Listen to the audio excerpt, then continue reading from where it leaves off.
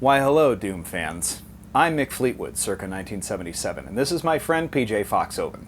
And both of us are huge Fantastic Four fans and Doom fans. And so, here at this, for me, not so much Drunk Toys, we're going to open the Marvel Legends' most recent Fantastic Four wave, and what a wave it is. So, Mr. Foxoven, if you would you like to do the honors and show us the first figure that we're going to open? Sure. It is, of your choice, it is... Ooh. Oh, I guess... Oh, it was of my choice. I just It is the your one choice. Closest. Whatever, we'll start with Ben. That's the thing, ladies and gentlemen.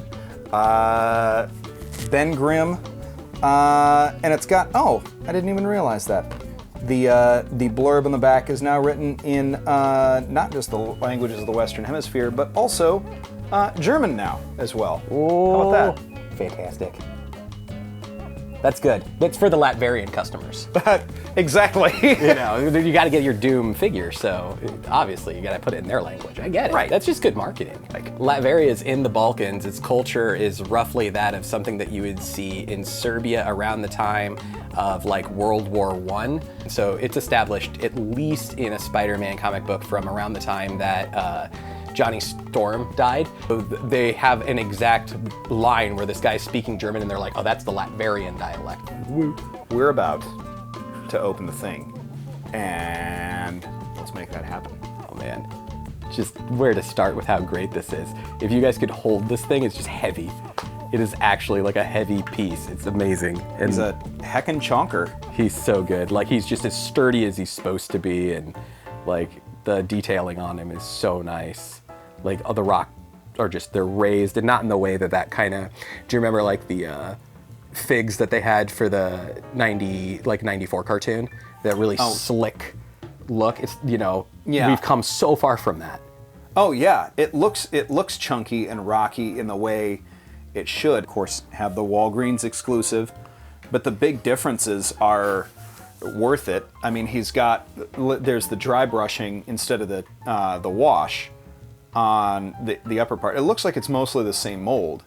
The dry brushing is cool. The modern shorts are great because it's like the Dan Slott Run costume. But they also have, like, another big difference is the head. Like, he's got the more prominent brow, and I think you were saying the scowl. Oh yeah, like that's your pissed off at Yancey Street gang scowl, right? That's the lower lip up, you know, just stewing on it. Whereas, like you said, that's totally, God, right? That's clobbering time. This is, yeah, it is. Like, it's full on clobbering time, Ben, because you've got the teeth, and then you've all the thing that's maybe really hard to see here. Maybe you can there. Is those eyes are legitimately ever-loving blue.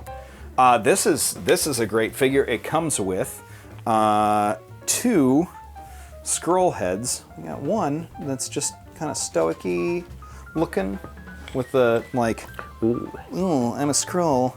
Very sly. And then you've got the grin like, I'm a Skrull. I'm gonna get you, sucker. now I'm only gonna read him in that voice, so thanks for that. And discussion for another time maybe, but the original origin story for the Fantastic Four has actually never been more believable than it is right now because people are doing privatized space travel. Yep. This is the peak time where that is not fantasy, that makes sense. Like, Right. Why would you deviate from that origin story when it is more believable today than it has ever been in human history? Thank you. Like, it just make, like,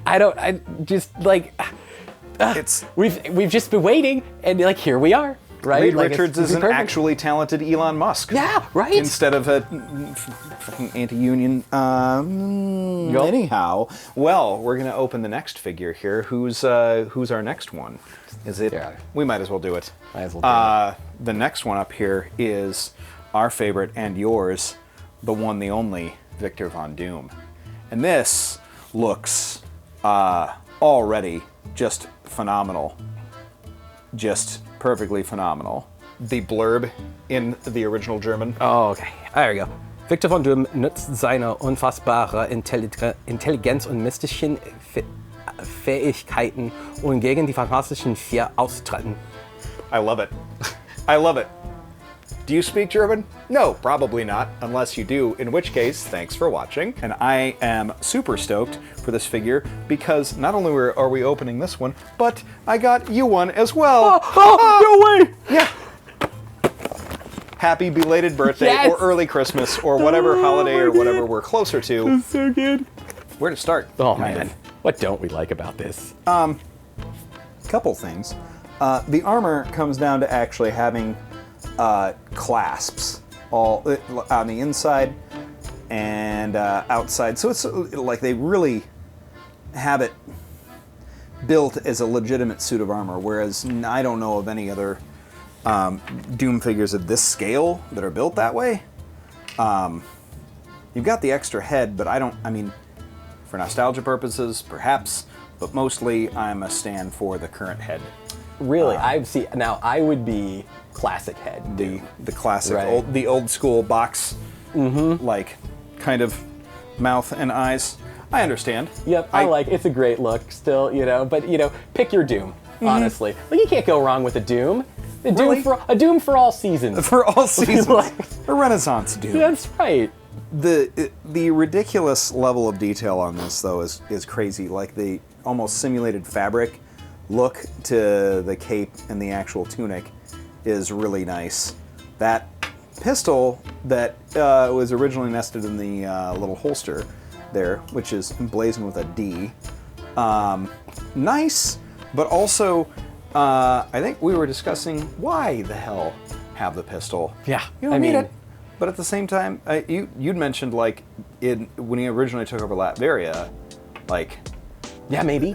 Right? Could that moment, we don't see it, but like he took it over from a baron, we know that, right? Right. And so maybe there's some there was that confrontation in the throne room, right? And the baron has his gun, he's like shooting at Doom, and it's just because he has his mystic armor and he's summoning his eldritch powers. This is vengeance for what happened to his people, and now he carries it as a memento and an affectation. Like that would be cool. the idea of seeing that. I don't know, maybe we will at some point in Sloth's run. We've already seen more of Doom than we wanted. That you haven't read it yet. That's okay, I don't care about spoilers. No, I love it. There's a point where Invisible Woman, he's broadcasting live, him screwing with the Fantastic Four, and she voluntarily makes his armor invisible. Basically like, Susan, I can't even believe you would stoop to this. Like, why are you astonished? I mean, like, it's okay, it's an affront to your dignity. You're trying to murder them for the what-teenth time? Okay, but it's a gentlemanly thing. Gentlemanly murder. Because I also, yes, but also like a gentlemanly, yeah, it's a tete-a-tete between him and Richards. I like how we're making excuses for somebody committing murder, but excuses that make sense. I know, well, That's the Doomcast. a Doom for all seasons. A Doom for all seasons. Okay, who's the next figure that we're gonna open up? She-Hulk. Why not, I ask. Well, and up here, regardless, and I know this isn't Jenny, right? Is this a different no, She-Hulk? it is. It is Jenny, okay. It is Jenny. So for me, no matter what, up here, she's always a member of the Four. I would take a Thing Ring Alicia Masters figure Yeah. too. Oh, yeah. That would be fun. That would be super fun. Or a Scott Lang Ant-Man. I don't know. Yeah. But this one's gonna have to be done. I'm very excited. What do we got here? Not really your traditional She-Hulk looking anything. So this is post Civil War II. Post Jen Walters got beat down and she's dealing with some trauma, and she just she goes a little farther Hulk-wise. A lot more monster, a lot less Jen. So, and even though she's personal friends with Reed Richards and has been for decades, like all of her adult life, he still doesn't give her clothing made out of unstable molecules so that this doesn't happen when she Really? transforms. Really? Well, clearly. yeah. I mean, no. clearly. You would right? think- Because if it were unstable molecules, it wouldn't have ripped. Right? Is like, this- after all these years, you're not just like, hey, you're probably spending, hey, she's a very successful lawyer, so maybe it doesn't matter to her.